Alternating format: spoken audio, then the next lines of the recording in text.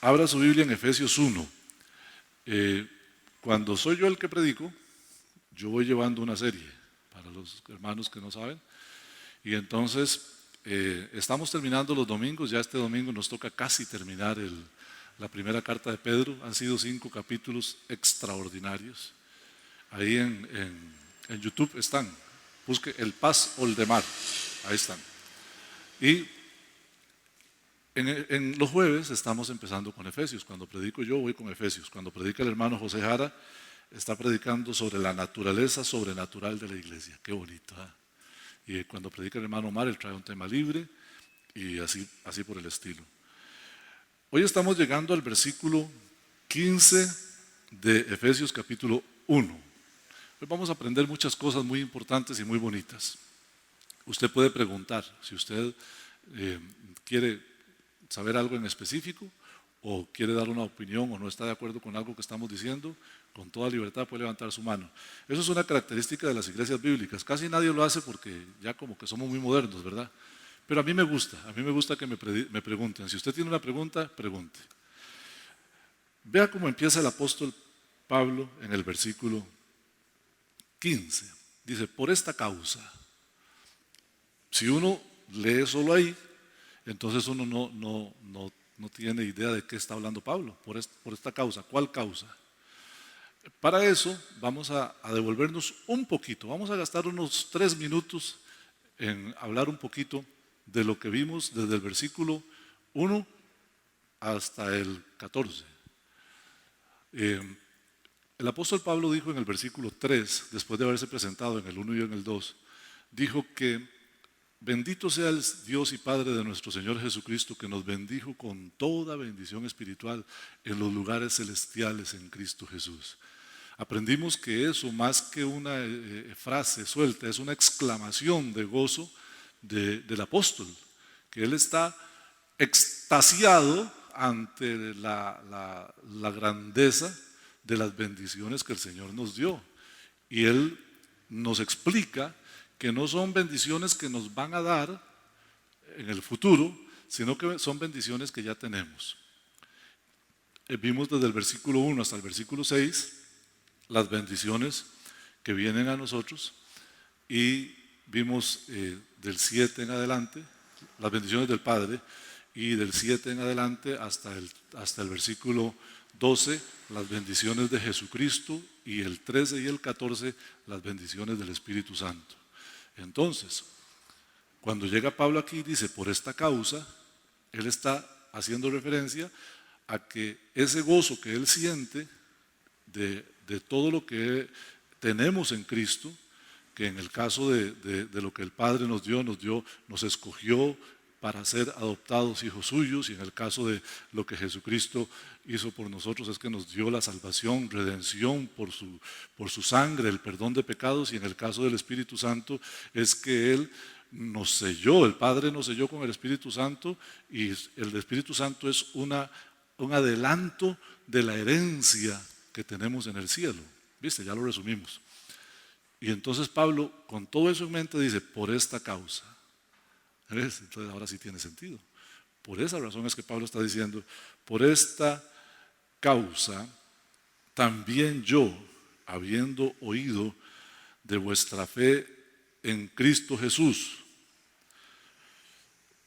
en el Señor Jesucristo, en el Señor Jesús, y de vuestro amor para con todos los hermanos, no ceso de dar gracias por vosotros, haciendo memoria de vosotros en mis oraciones.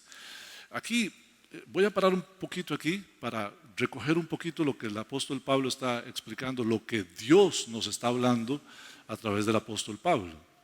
2 cosas hay en el versículo 1 que Pablo escuchó acerca de los hermanos. A veces para un pastor, en este caso un apóstol, el apóstol Pablo era responsable de la iglesia en Éfeso, es muy difícil cuando escucha cosas que no son de bendición. A mí me llegan a veces noticias no muy buenas noticias que no son muy agradables. Pastor, viera que fulano hizo tal cosa, viera que fulana hizo tal cosa, viera que pasó esto y el hermano hizo esto. Recuerdo que un día estábamos aquí, salimos del culto y un hermano estaba aprendiendo a manejar y agarró el carro con otro hermano de él, que también es de la iglesia, a la par, sentaditos los dos ahí, y el que iba aprendiendo a manejar agarró el carro y se fue para allá. Y ahí llegando a la bachata, que hubo un tiempo en que había muchos choques ahí en la bachata, un carro hizo a pasar y él, en lugar de disminuir la velocidad, apresuró la velocidad. Cierto que tenía la vía, pero adivine qué, ¡plá!, lo pegó. ¿Qué es lo natural? Que si yo pegué un carro tengo que hacerme responsable, ¿verdad? Y al rato alguien vino a decirme, pastor, estará bien. Dice, vieras que lo que hicieron fue que el que iba en el lado del chofer se pasó al lado del piloto y el otro hermano se pasó para allá para que al hacer el parte se lo hicieran al que tenía licencia, porque si no le quitaban la oportunidad de tener la licencia. Y es un enredo de esos, ¿verdad?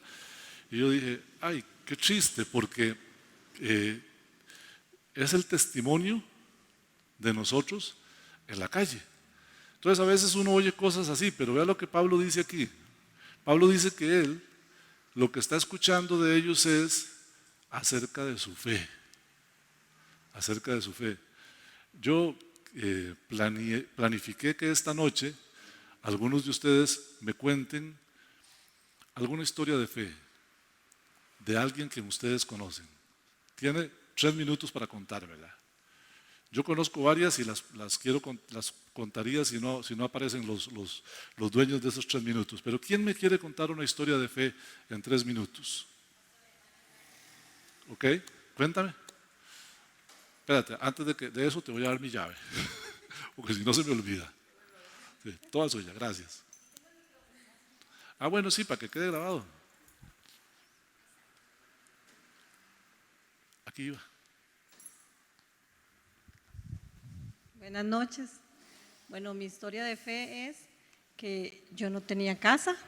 Amén. Y siempre le creía al Señor en que yo iba a tener mi casa. No sabía dónde la iba a tener, pero Él sí sabía dónde yo la iba a tener.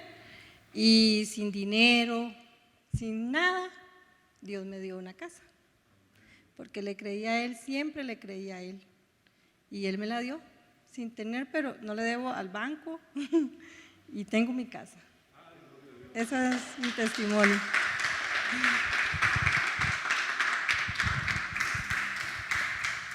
Y yo soy testigo. Y en el centro de Atenas, vive aquí por la calle Pilos. Literal, cierto, voy a chismear más. Literal, a ella y al esposo los llevaron a ver 2 casas para que eligieran una, ¿cierto? Imagínate, no solo les dieron la casa, los llevaron literalmente a que escogieran entre esta y esta, ¿cuál quiere? Escogieron esta. Porque Dios puede hacer esos milagros, ¿cierto? Historia de fe. ¿Alguien más tiene una historia de fe? 3 minutos. Llamita. Me aguanté. Que no sea cuando usted se casó Sí, con Mario. No, en 3 minutos. Bueno, yo vengo de una familia muy grande y mi mamá vive en un terreno donde construyeron mis tíos, luego se casaron mis primos y también construyeron, y ¿verdad? Vive mucha familia junta, ¿verdad? A veces eso es muy bonito, a veces es complicadillo, ¿verdad? Pero yo le pedí al Señor hace mucho tiempo que me abriera una puerta de bendición con mi familia. Y llevo años orando por ellos. Unos han aceptado a Cristo, otros por muchos años no, todavía no. Pero hace un tiempo me llamaron un grupo de tías como las mayores, ¿verdad? Y un tío también y un primo. Y me decían, Yami, necesitamos que compartamos la palabra del Señor aquí. Que cuando usted venga, nos reunamos y traigamos unas sillitas y oremos y nos comparta usted de la palabra, porque necesitamos del Señor. Y yo decía, Señor, es una puerta que Él me abrió, es la puerta que le he pedido por tantos años, que le he orado al Señor, y tengo la oportunidad de que cada vez que voy comparto una palabrita de las que aquí he aprendido. Así que, hermanos, por eso les doy las gracias, porque cada palabra que ustedes dan, los que se paran aquí, yo la aprovecho y la llevo allá donde mi familia. Es una gran puerta que el Señor me abrió. Entonces, es fe. Yo creo que es fe. Amén.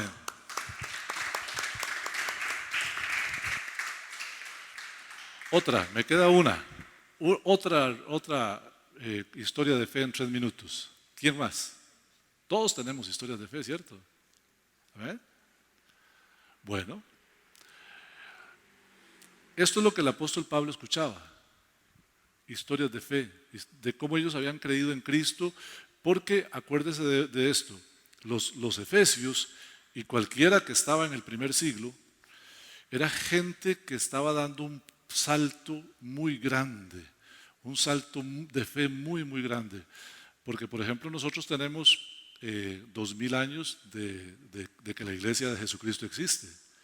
Y la iglesia protestante tiene 500 años de existir. Entonces nosotros tenemos libros, tenemos historias, tenemos misioneros, tenemos gente de todo lado que ha venido a predicarnos. Pero ellos, primero, no eran judíos y estaban aceptando que un judío era Dios que se había encarnado y que había caminado por la tierra y que había muerto en una cruz. Para ellos esto era una cosa tremenda de aceptar, ¿verdad? Para nosotros es más fácil, pero ellos estaban con su mente, no tenían noticia de nada de esto y estaban aceptando que Dios se había encarnado y que había muerto en una cruz para salvarnos y perdonarnos los pecados. Imagínense lo que es eso para una persona que posiblemente muchos de ellos ni siquiera habían leído el Antiguo Testamento. Tremendo. Y Pablo escucha las historias de fe, se convirtió fulano y aunque lo garrotearon por ser cristiano, sigue adelante.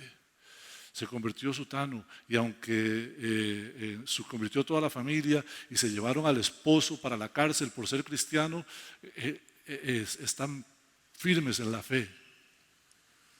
No solo eso, sino que también Pablo dice en el versículo 1 que él oye de su fe y de su amor para con todos. Y este con todos significa iglesia, porque la iglesia estaba sufriendo.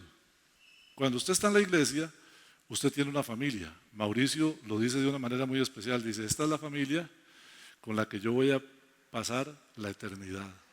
Así es. Usted sabe que hay mucha gente de su familia que usted no va a ver en la eternidad. Es triste, pero así es. Es doloroso, pero muchos de sus amigos usted no los va a ver en la eternidad. Bueno sería que les evangelizáramos, pero es la verdad. Muchos de nosotros no tenemos familia que no vamos a ver en la eternidad, pero yo creo que nosotros vamos a vernos todos en la eternidad. Somos la iglesia. Y en la iglesia pasa esto. Por ejemplo, aquí tenemos la canasta de bendición. Ahí está. Ya nos queda solo un diario. Repartimos, este mes hemos repartido como 8 o 9. Siempre repartimos. Y queda uno, y ya gracias a Dios ya tiene nombre porque tenemos una familia que está pasándola muy mal. Esta familia es cristiana y la está pasando mal. ¿Qué hace el resto de la iglesia? Recogemos víveres y se los llevamos. A esta misma familia un día de estos necesitaban la hermana una medicina. Y ustedes se acuerdan, un domingo entre todos recogimos 100,000 pesos y le pagamos la medicina que ella necesitaba. El hermano César fue a traerla a San José, por allá no sé por dónde, y ella tuvo su medicina a tiempo.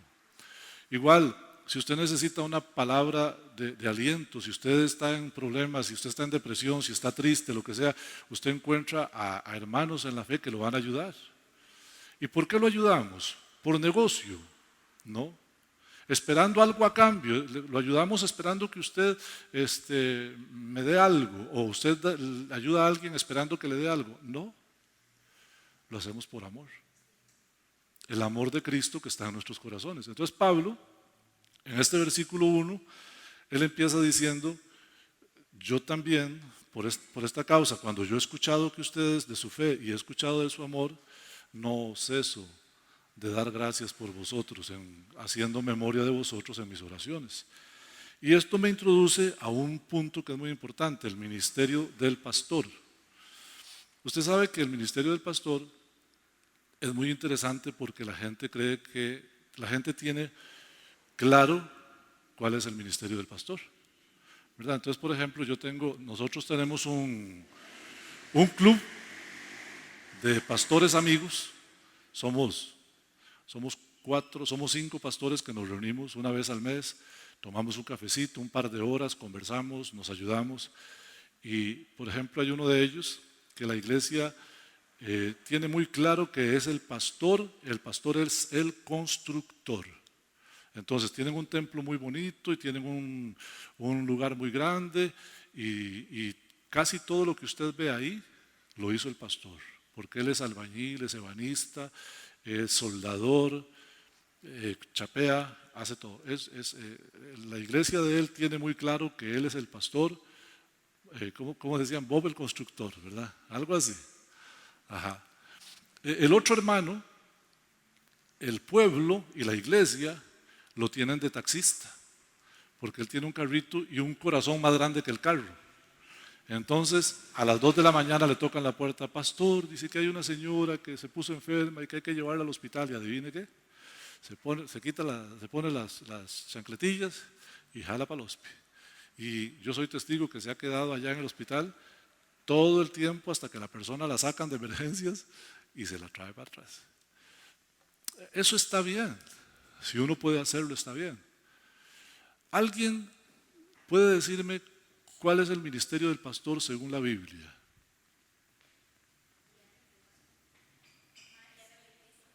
Guiar a la iglesia, sí. Maestro, ajá, vamos bien, vamos bien.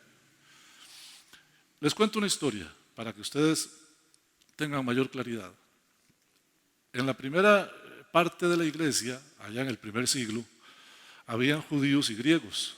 Los judíos que habían andado con Cristo y que conocían el Evangelio, habían predicado a griegos y griegos se habían convertido. Cuando Pedro predicó aquel famoso mensaje que se convirtieron 3,000 personas, había mucha gente, no solo judíos, sino mucha gente de otros pueblos. Ahí usted lo puede encontrar en Hechos capítulo 2. Y entonces había lo mismo que hay en todas las iglesias. A los hermanos pobres les repartimos comida. En todas las iglesias siempre ha sido así. Y entonces en la iglesia del primer siglo era igual. Pero alguien se quejó porque decían, es que le dan más a las judías, a las viudas judías, que a las viudas griegas. Y puede que sea cierto, ¿verdad? Puede que el que repartía dijera, ay, mejor para este lado. Yo me acuerdo que antes hacíamos aquí el queque para fin de mes para los hermanos que cumplían años, ¿se acuerdan? Sí, sí, hay que hacerlo otra vez, un día esto lo hacemos. Y yo me acuerdo que una vez una hermana le pedimos que repartiera el queque y el esposo de ella estaba cumpliendo años. Y entonces ella partió el queque, habían 4 cumpleañeros, ella lo partió en 4, lo hizo a la mitad y la mitad la partió en 3 y la otra mitad era para el esposo. De modo que pudo perfectamente haber sido que el hermano que estaba repartiendo estaba jalando más para allá, ¿verdad?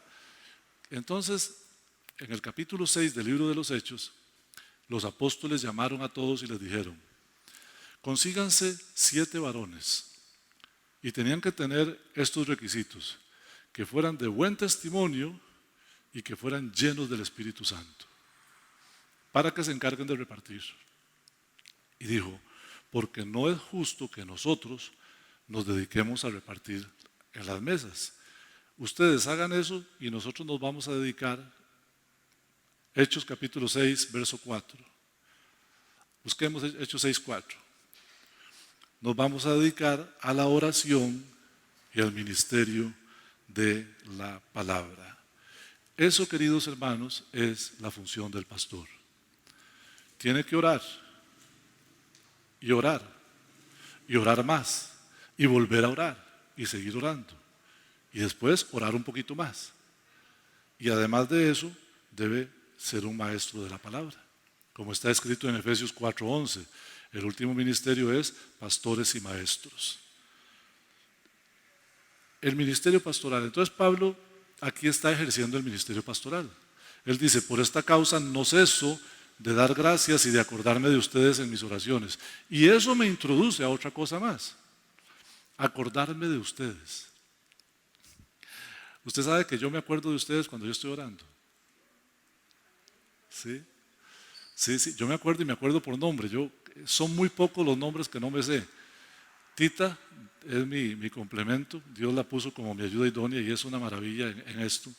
Ella se aprende los nombres de los nuevos y cuando vamos para la casa me dice, hoy llegó una hermana que se llama Marta, hay otra hermana que se llama Silvia, hay otra hermana que se llama Sasha, vino el hermano que se llama Alejandro.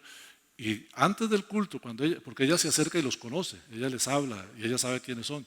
Cuando yo llego allá atrás, después de hacer el sonido y todo, ella me lleva de la mano y me los presenta. Y yo hablo con los hermanos y me aprendo los nombres para orar. Aquí hay 4 por los que yo he orado un buen rato. No les voy a decir quiénes son, pero por todos oro.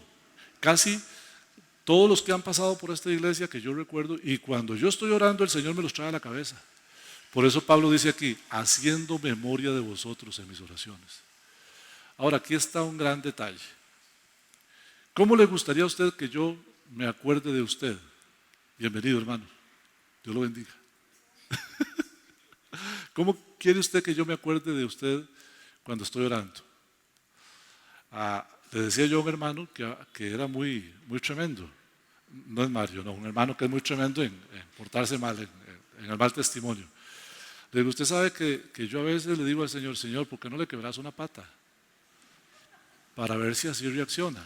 Y hermanos, yo les soy sincero, yo con ese hermano, yo se lo dije a él, le digo, yo oro así para ver si usted reacciona. Porque la palabra no te llega. Estamos predicando la palabra y no te llega y estás portándote mal, lo mismo ayer que hoy y que siempre. Abra su Biblia conmigo en Hebreos 13:17, hablando de que el pastor ora por las ovejitas. Hebreos 13:17. Obedeced a vuestros pastores. Yo no soy muy bueno para hacer que la gente me obedezca. Yo creo más en lo que nace. Si algo nace, nace. Si no nace, no nace. Pero aquí dice que hay que obedecer. Hebreos 13:17. Obedeced a vuestros pastores y sujetaos a ellos. Todo cristiano debe tener un pastor. No hay una oveja sin pastor, ni un pastor sin ovejas. Si usted se encuentra a alguien que dice, yo soy pastor y no tiene iglesia, está mintiendo. No existe un pastor sin ovejas. Y no existe una oveja sin pastor. Entonces aquí dice que hay que obedecerle al pastor, usted tiene que tener un pastor y mantenerse en obediencia y sujetarse a él, dice aquí. Me parece que está demasiado claro. ¿Qué es sujetarse? Caminar con la visión del pastor. Pararse a la par. Venga, ya que vino tarde. Yo sé que andabas en algo importante. Esto es sujetarse. Agarrarse así. Y si yo camino para allá, usted camina conmigo. Y si yo camino para allá, usted camina conmigo. Siéntate, para no lastimarte más. Eso es sujetarse. Sujetarse es amarrarse, adherirse, caminar con la visión. Ahora, ¿por qué usted debe hacer eso? Ahí lo dice. ¿Por qué? Hebreos 13:17. ¿Por qué? Porque los pastores velan por sus almas. Los pastores velamos por sus almas. ¿Y cómo velamos? Como al que tiene que dar cuenta. Algunos dicen, es que cuando lleguemos al cielo, dice, allá tendremos que dar cuentas por las ovejas. Negativo, no es en el cielo. Aquí dice, como los que han de dar cuenta para que lo hagan en tiempo presente, con alegría y no quejándose. Porque si lo hacen quejándose, no es provechoso. Entonces, si yo oro por usted y le tengo que decir al Señor, ay, Señor, es que Ivania, Padre, ¿qué hago para que entienda? Y si aparte,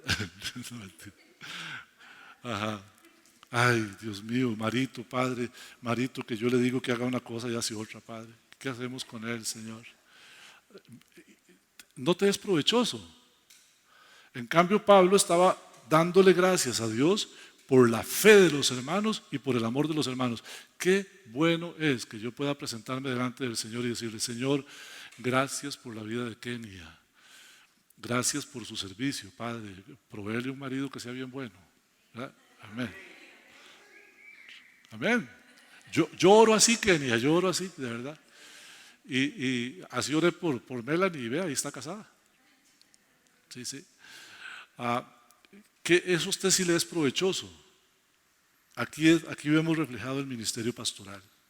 Oración, y usted debe obedecer y sujetarse para que la oración de su pastor sea provechosa con respecto a usted, ¿verdad?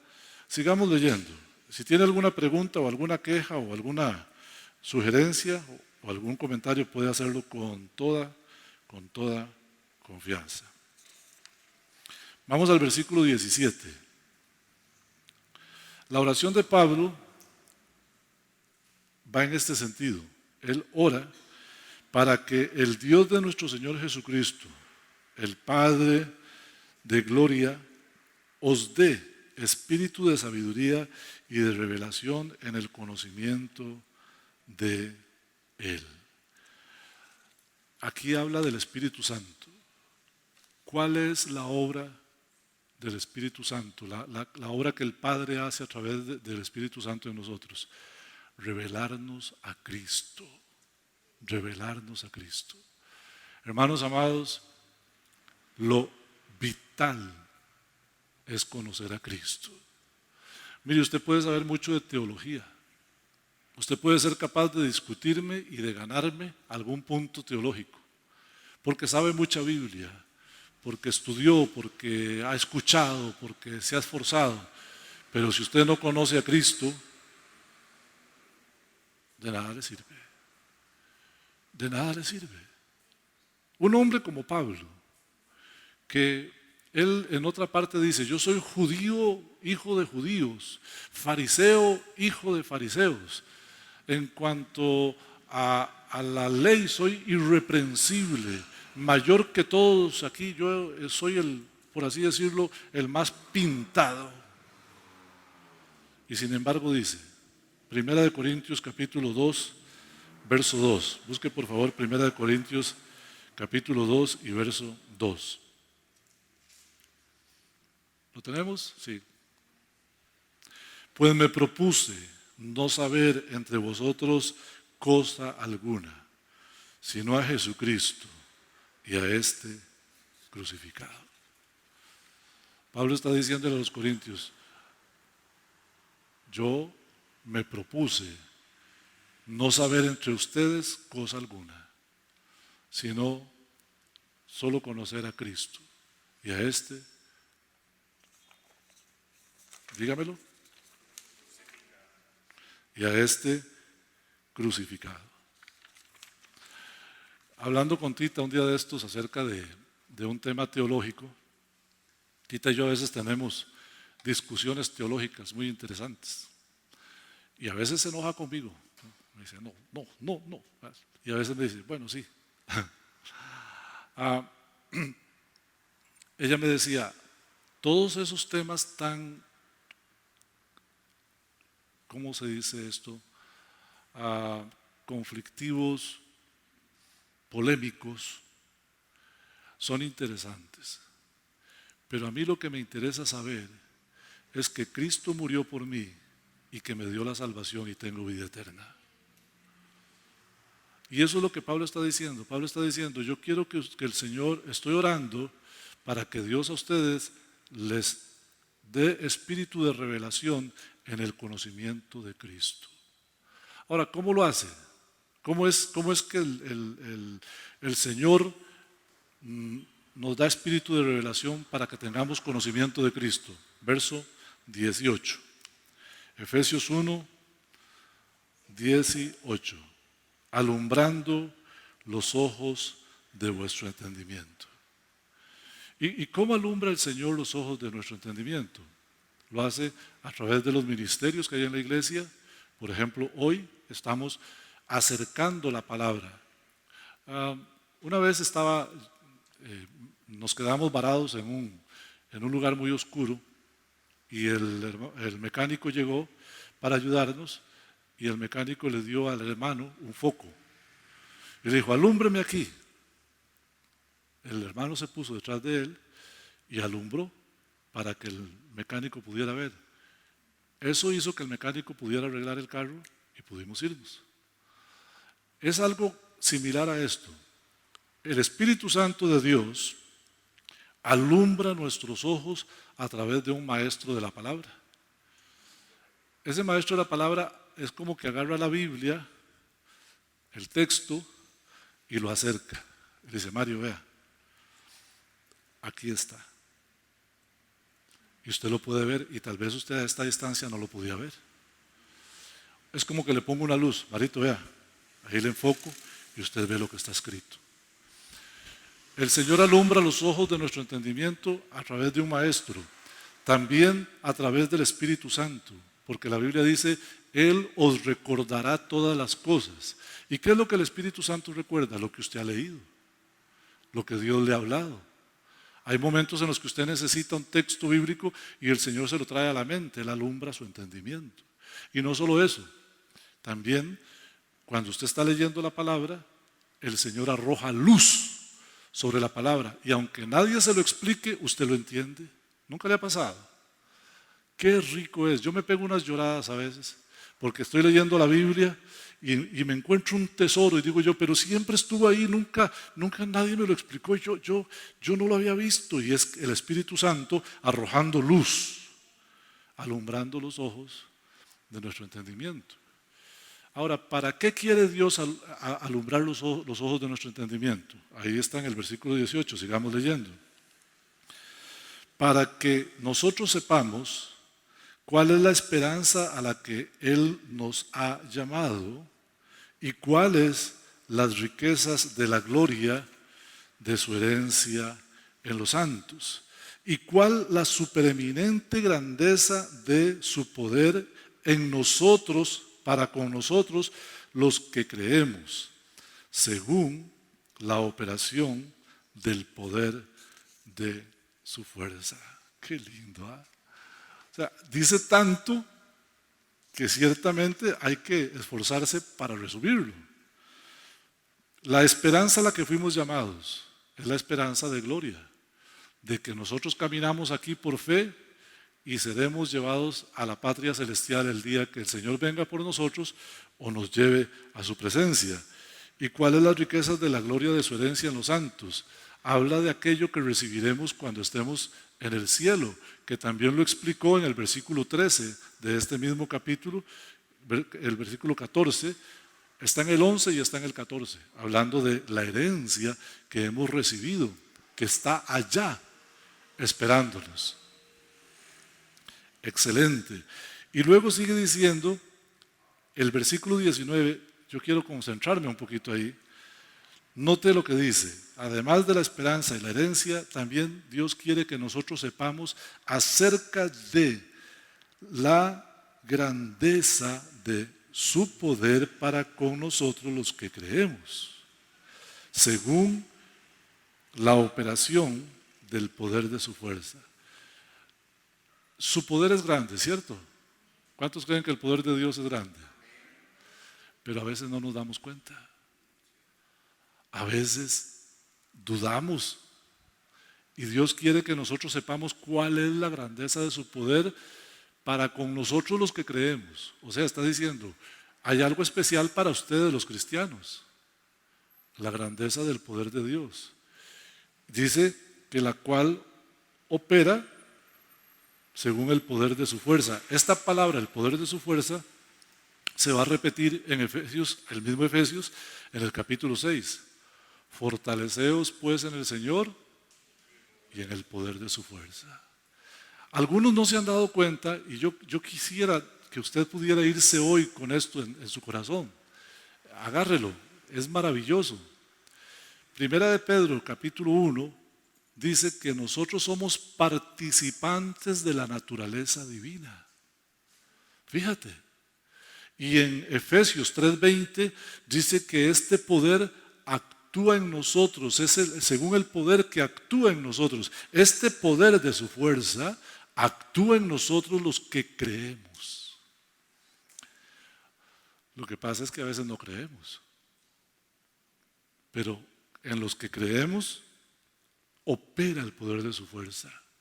Y para que sepamos cómo es el asunto, de cómo es que la grandeza de este poder, el apóstol Pablo nos da un ejemplo. Siga leyendo conmigo ahí en el verso 20. Pero antes de ir al 20, quisiera ir un momentito a Romanos capítulo 8, verso 11, que dice: y si el espíritu de aquel que levantó de los muertos a Jesús mora en vosotros, Él, bendito sea el Señor, aquel que levantó de los muertos a Jesús, a Cristo Jesús, vivificará también vuestros cuerpos mortales por su espíritu que mora en vosotros. Es lo que acabo de contarle. Usted es cristiano, el Espíritu de Dios está en usted. Usted no es cristiano, el Espíritu de Dios no está en usted. Porque dice la Biblia, el que tiene al Hijo tiene la vida. El que no tiene al Hijo no tiene la vida. Pero el mismo Espíritu que levantó a Cristo de entre los muertos mora en vosotros, dice. El Espíritu Santo mora en usted. Dios, el poder de su fuerza, mora en usted. Ese mismo espíritu, esa misma fuerza, ese mismo poder que levantó a Cristo de los muertos, vivificará nuestros cuerpos mortales. O sea, hermano, tenemos tremenda bendición porque el poder de Dios está en nosotros. Aquí me gustaría parar para que alguno de ustedes nos cuente experiencias de cómo se ha manifestado el poder de Dios en lugares donde usted ha estado. Pero yo creo que nos tomaría toda la noche. Yo recuerdo que recién llegado aquí, un hermano me dice: pastor, ¿usted me acompañaría a la Juelita a dejar este carro que ya no sirve y lo vamos a entregar para que lo desguacen para repuestos? Y yo, ¿cómo soy? Vámonos. Eran como las 9 de la noche. Ahí íbamos para la Juelita. Nunca me preocupé de cómo nos íbamos a venir. Pero iba yo con él. Allá en la garita, donde está la bomba, el carro hizo tuc, tuc, tuc, tuc, tuc, tuc, pa, y paró. Se murió el carro. Y me dice el hermano: ay, pastor, dice, yo que pensé que el carro iba a llegar hasta la Juelita. Dice, ahora tengo que traer una grúa, me va a salir carísimo, no sé qué. Y le digo yo, ¿por qué no le echas una chequeadita al frente allá? No, yo sé qué es, dice, no va a arrancar. Anda. Se fue, chequeó, ¿verdad? Vino y se sentó y me dice: no, Paz, esto no arranca. Digo, espérate, vamos a hacer una oración. Señor, este carro dicen que no arranca, pero yo quiero pedirte que nos permitas llegar hasta donde vamos. Haz un milagro. Digo, dele llave. Y me dice: ay, Paz, dele llave, esto no va a arrancar nunca. Dale llave. Y le dio llave, hermano. ¿Y sabe qué? Arrancó. ¿Y sabe qué? Llegamos a la Juelita. Y donde tenía que dejar el carro, la calle, pasaba por un puentecillo para llegar a la casa. El carro se varó, o sea, se apagó, llegando al puentecillo. Y rodado llegó hasta donde tenía que quedar. Y ahí quedó.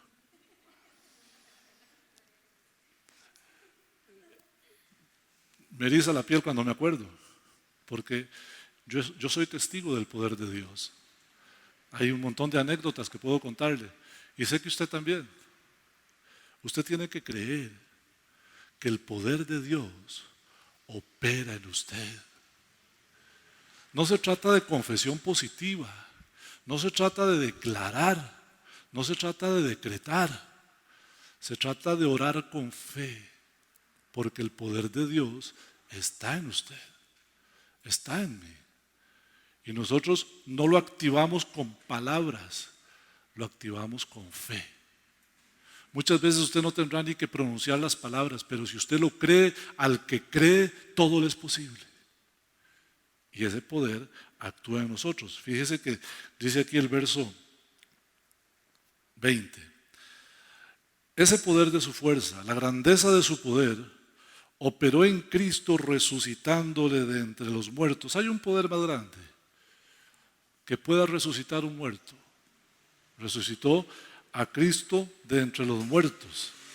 Y un poder más grande que este lo llevó a la diestra del Padre y lo sentó a la diestra del Padre. Estoy hablando del poder que actúa en usted, Marito, que actúa en usted, Cristian, que actúa en usted, Melanie, Tita. Ese poder actúa en nosotros. Es el mismo poder que llevó a Cristo al cielo.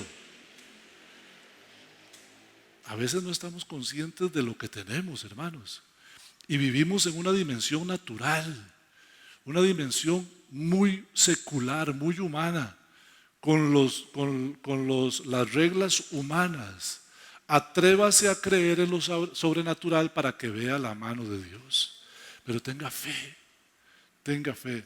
Dice que esta operó en Cristo resucitándole entre los muertos y sentándole a la diestra del Padre en los lugares celestiales. Y este poder hizo que Cristo hoy en día esté sobre todo principado y autoridad y poder y señorío y sobre todo nombre que se nombra, no solo en este siglo, sino también en el venidero. Y sometió todas las cosas bajo los pies de Cristo y lo dio por cabeza sobre todas las cosas a la iglesia. El mismo poder del que estoy hablando aquí es la grandeza de su poder para con nosotros los que creemos. Lo acabamos de leer. Y esto es solo Pablo dando un ejemplo, que es maravilloso. Es el poder que resucitó a Cristo, que lo puso a la diestra del Padre y que lo hizo señorear sobre todo lo que hay en el mundo ahora. Ese poder actúa en nosotros. No sea tan bárbaro. Es más de lo que podemos asimilar, ¿verdad? Es mucho más de lo que podemos asimilar. Y por último, el verso 23 nos explica qué es la iglesia, porque en el 22 terminó diciendo que lo dio, ese poder puso a Cristo como la cabeza de la iglesia. ¿Qué es la iglesia? Es el cuerpo de Cristo. Pero como hemos venido hablando del poder de Dios que actúa en nosotros, Pablo no podía terminar de otra manera.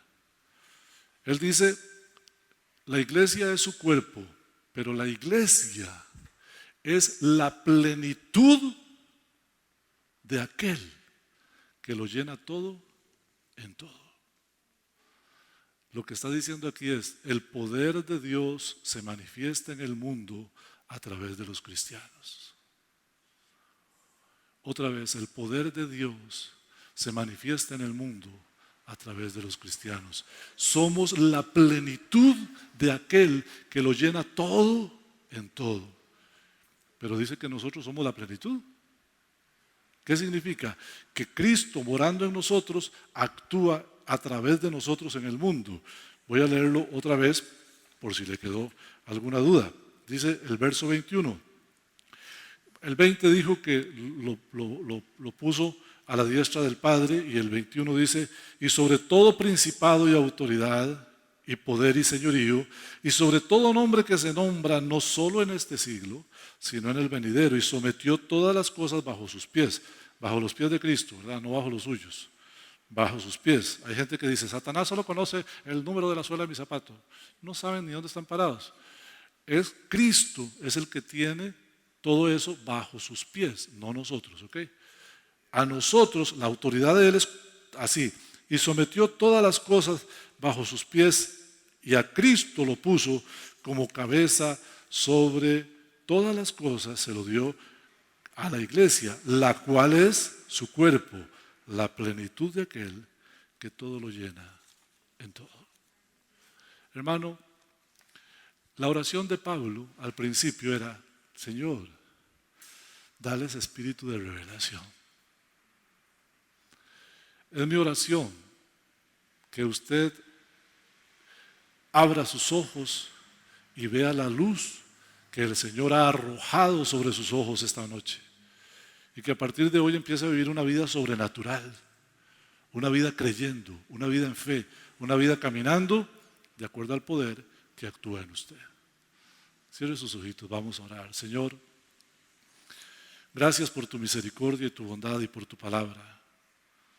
Gracias, Señor, por mostrarnos las verdades tan grandes que hay en ella.